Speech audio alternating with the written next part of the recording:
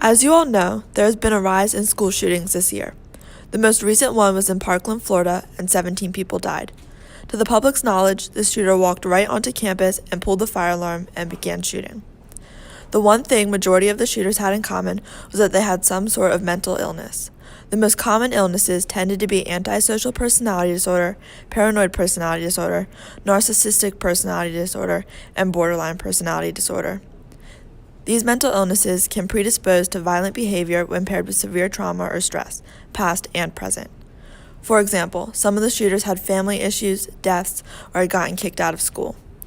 Mental illnesses need to be treated in the early onset of its development to keep it from progressing to something worse. Many students in schools are undiagnosed with mental illnesses such as depression and anxiety that is caused by things going on in their life. While it is not the responsibility of the counselor to diagnose, a counselor can make suggestions to the students, and if necessary, they can get the school psychologist involved. Many schools and school counselors do not take into account how serious a mental illness can be. This is where security in schools can be compromised. If a student is ill and a counselor is too busy worrying about college applications, school grades, home life, and class scheduling, many of the warning signs could be missed. While it is obvious that guidance counselors care about the students they work to help, they have an overload of responsibilities. They have to schedule classes for students, make sure students do well in school, make sure college applications are sent in, and that the student is mentally stable in everything as well in their life. 20% of teens aged 13 to 18 suffer from a mental illness. Half of all of those lifelong illnesses begin at the age of 14. The average delay of intervention after the onset of symptoms is 10 years. The prevalence of teens who reported an MDE in the previous 12 months jumped from 8.7% in 2005 to 11.5% in 2014.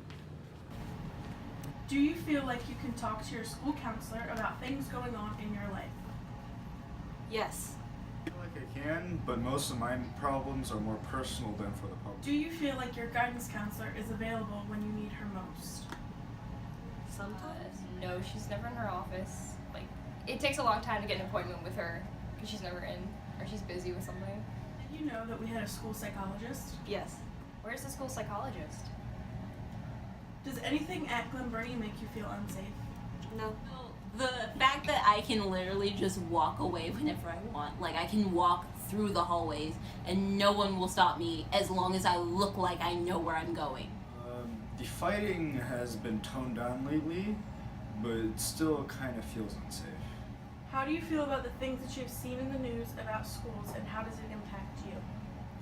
I feel like this school is more safeguarded than the others, but it's still there's still a huge chance that something big might happen in the school. I'm glad the kids from the Parkland shooting are trying to do something about gun violence, but also there's a lot of stress on the school now to have the teachers patrolling and locking all the doors and windows, and I feel like it's not their job to do all that stuff. So kind of makes it harder to focus on school. Our solution is simple. Break down the roles of a guidance counselor and make their role more centered around the student's current life. Schools need to create a team of employees in schools to do only scheduling, and the same group of people can work with students on college applications. This will help ease up the responsibilities of guidance counselors and allow them to have more time to focus on the mental health of the student body and talk with the students about any problems they might have or if they just need someone to talk to.